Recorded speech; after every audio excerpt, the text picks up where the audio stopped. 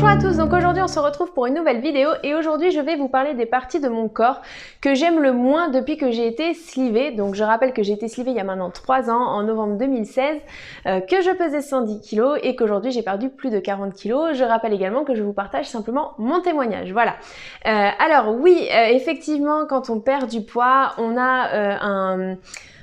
enfin, on se sent beaucoup mieux dans son corps, petit à petit on se réadapte, etc. Et ça peut paraître peut-être un peu impensable pour des personnes qui sont encore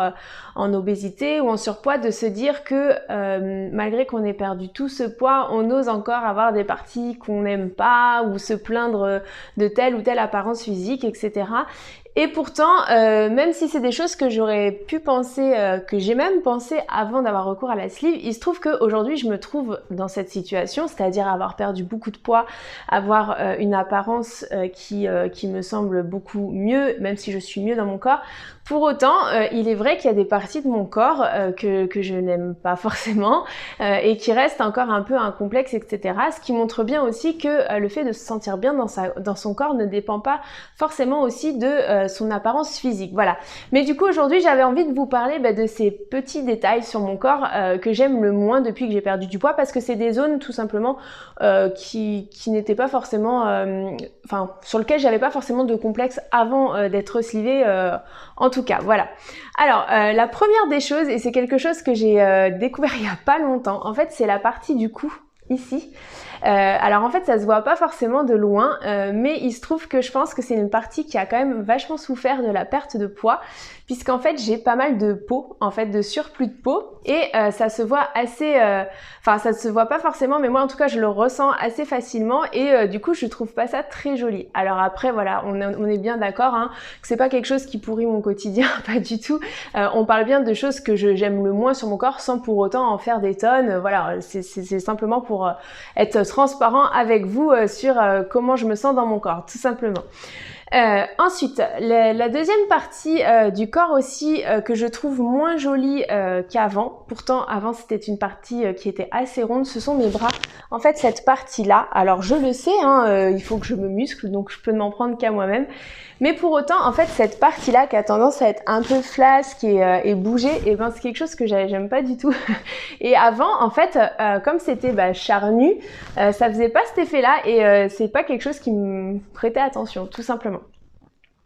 Après, sur une partie aussi qui est beaucoup moins jolie sur mon corps, mais encore une fois, alors là pour le coup, autant les autres parties ça a tendance à me déranger, là ça me dérange pas parce que c'est quelque chose qui est vraiment voilà, personnel, et voilà, enfin c'est pas quelque chose vraiment qui me dérange, c'est ma poitrine. Très clairement ma poitrine a souffert en termes d'apparence, j'ai beaucoup de peau plissée, j'ai eu beaucoup de vergetures, pardon, et du coup voilà, j'ai pas du tout une belle poitrine. Pour autant ça c'est quelque chose qui me dérange pas du tout dans le quotidien, même si c'est une partie qui a beaucoup souffert sur la perte de poids. Et enfin,